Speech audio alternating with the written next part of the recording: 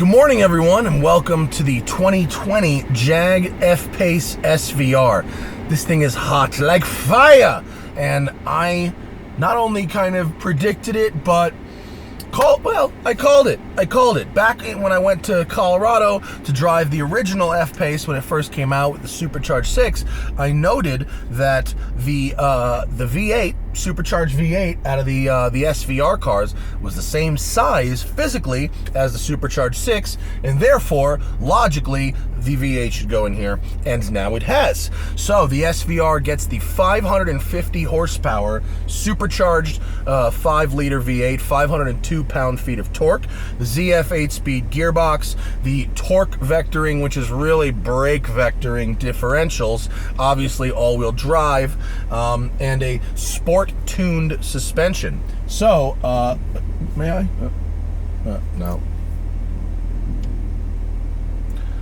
Well, we'll wait. All right. So the F-Pace SVR is a part of the special vehicle operations, of which my friend Jamal Hamidi, who was at Ford, is now over there. In addition to the monster motor, you got big 22-inch wheels with 265s in the front, 295s in the rear, and you get these beautiful bucket seats, which, believe it or not, I actually think they've outdone Mercedes bucket seats. I just had the C63. These are better. They hold you on the sides, but the bottom cushion isn't as tight on the thighs. We're gonna go downhill first and see what's up.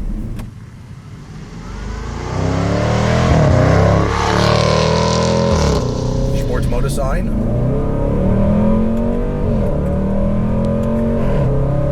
Anyone who's ever heard an F-Type, and that includes, considering how loud they are, pretty much everyone on Earth, will be immediately familiar with the sound of the F-Pace. It is delightfully snarly and aggro. I have it in loud mode right now. There's a button, and you can be slightly less loud and aggro with it if you leave it in quiet, but that's not where your money went, is it? Note that cyclist for the return trip. Now, if you want to catch the old Jaguar trope, grace, space, pace, right? That's how they used to market those cars back in the day. Grace, is it pretty? Yes. The original F-Type the original F-Pace was pretty, and the SVR has not taken it so far that it's crossed over into ugly. It's still pretty, and you can see this color from space.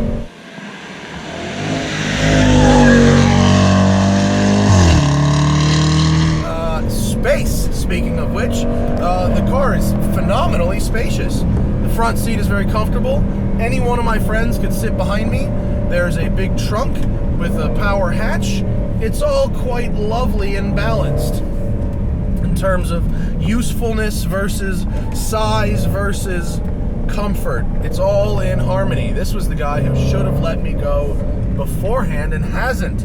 I will say that I used to love the F-Type so much. I don't want to sit behind you. But look how big of a curb I can just hop up on here. Look, whoop, whoop. That's what a crossover does. While we're waiting for that to clear, I used to love the F-Type so much, and my mom's got one, a Supercharged 6, but now when I go home and I drive it, the roof line is really low, I got it crunched, the suspension's really bouncy, and now that I've driven so many mid and rear engine cars, I'm losing my appreciation for the front engine sports car. This F-Pace, as we will continue on, takes that F-Type R powertrain that I love, the sound that I love, the kind of overall impressions that I love about that car, and then softens all those down to make them more usable, more practical, more daily driver, more crossover. And then when you add a crossover's amount of suspension travel, but sporting that up a bit, if sporting were a word, we now have a sporty, responsive crossover that has room for stuff, has that kick-ass powertrain I want out of the F-Type, carries the F-Type's looks quite well, hasn't been ruined, and brought that to a vehicle that, believe it or not, I prefer driving. heard me, folks. I would rather drive F-Pace SVR than F-Type SVR. I know I have lost it, but you are going to have to believe me. I love suspension travel.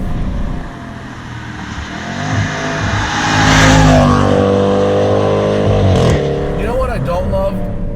So I was supposed to have this car like a month ago. And through a fault of, well, somebody's, but somebody I don't know, it should have had summer tires on it. But there is a national back order. Hear that? National back order of summer tires for F-Pace SVR. So even though I postponed the loan, which is fine, no big deal, scheduling happens, postponed the loan ostensibly for the purpose of waiting for the summer tires, they never showed up. So I took the car on all seasons, and the all seasons stink. I don't recommend putting all seasons on any car, ever, because they aren't good at 3 things. They are marginally bad at 4 things. I think if you can afford a $90,000 vehicle, you can afford a set of winter tires. See that squeal? These all seasons, super squealy at pretty low speeds.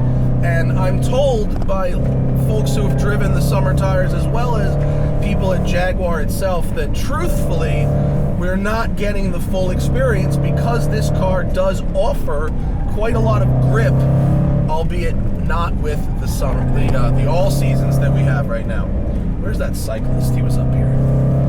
Now, the engine, though, big wide torque band. You know, it's not turbo, it's supercharged, so very linear, lots of grunt at the bottom. You leave it in auto for cruising around the city, and it's never gonna rev above 2,500 RPM ever. It just doesn't have to. In fact, if I were to have a point against the SVR, the conspicuous consumption of real-world 11-12 miles per gallon, offsetting the fact that you need to use maybe 10% of this engine's horsepower most of the time. Okay, I've said it. It's a lot of horsepower. You don't really need it. The regular F-Pace is fun to drive and much more efficient. Now that that's out of the way, if you must, and many of you must, I understand, because it's fun. Now this person is going to have to move. I guess it's the time of the morning when folks are going to work. I thought I had beaten them. It's fucking 7:02 a.m. I really thought I had beaten them, but no. So let's just, while we're stuck, we'll go to drive, we'll go to quiet, and we'll go out of dynamic just so you can see. So here's the gauge cluster changed. I'm in eco. Now it's giving me some little green efficiency things. So it's pretty quiet. It's pretty refined. It really shuts that exhaust right down, and then we'll go back to dynamic and back to loud, and here comes the anger again.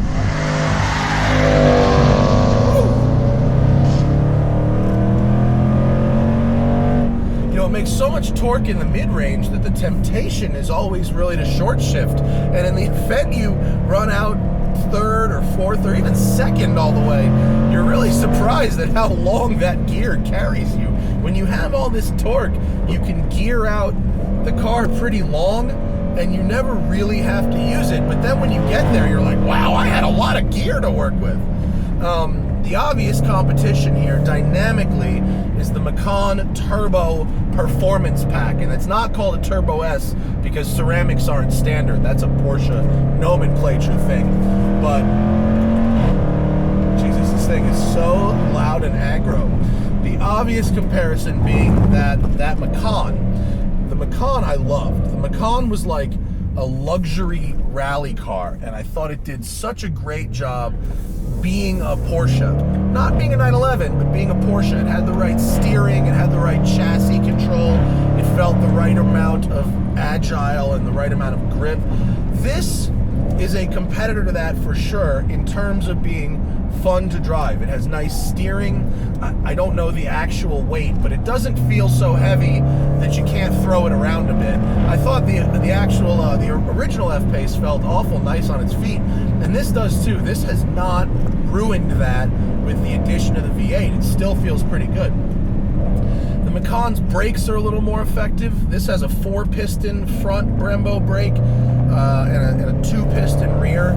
So I think if you really, really got these hot, they might start to show some signs of fade. But the engine here, the supercharged V8 versus a twin-turbo 6, it is impossible to deny the character of this engine and the sound and the response and the fact that the Macan right now is such a gold standard for crossover performance that there is something to be said for, I want a fast, fun crossover that's not a Macan. I mean, that is a totally reasonable thing to say. I bought a John Cooper Works Mini back in the day because I wanted a fast little 4-seater that wasn't a Subaru STI, and I was perfectly happy with my purchase. And so I think this falls into the same category. $79,900 is the base, and I think you get a lot of truck, a lot of crossover for that $79,900. This one is $89,900. And of those $10,000 in options, only $3,500 of that has to do with how the car drives. That's a tech package, blind spot assistance, adaptive cruise. That's $3,600. Look at that. Isn't that phenomenal? The haze coming in up over Payuma here. That's amazing. And the rest is carbon fiber and trim stuff, and so you can really be out the door with one of these in the middle 80s, and I think that's pretty fantastic. If you consider the Range Rover SVR, which has the same powertrain, a bit more of the off-roady hardware as opposed to just the sport road driving hardware, you're going to spend more, and we'll find out if it's worth it, because I actually have that in about 2 weeks. But I've got to say, in the city, in the canyons, ignoring the tires, taking the well-roundedness of the vehicle really into account here, I think this is a phenomenally well-rounded vehicle. Fuel economy sucks, though. The fuel economy is really bad. If we don't count fuel economy in well-rounded, dynamically and usefully well-rounded, but fuel economy, it is quite thirsty. All right. Well, that's about all I have to say about this thing. I really like it. Oh, last thing I'll end on. These heated windshields can sometimes play havoc. There's heating elements in the windshield, and they make it look a little weird in certain lights. But that's okay. That's just part of that. The 8-speed gearbox, although it's sort of aged itself out of the sports cars a little bit, is really at home in the fast crossovers. A fast crossover, I'm willing to forgive a slight lack of snappiness, where in a sports car, I will not. A sports car demands the real snappiness, whereas the crossover, I'm willing to give you that extra few milliseconds, just based on the size and the vehicle and my expectations of it. And the ZF with the Jaguar tune is pretty excellent in that regard. All right, well, thanks to Jag for letting me have a little go for a few days. That was a truly delightful experience. And I do have to say, I'll finish this up with this. You know, a lot of people like to talk smack about Jaguar's reliability and whatnot. My mom's not had any problems with her F-Type. Granted, she doesn't drive it very much. And I romped on this thing pretty hard for a week, and I had no hiccups. And with the infotainment or with anything. So shout out to Jag for letting me have a go. It was really nice. Thanks to you for watching. And I'll see you guys later. Bye.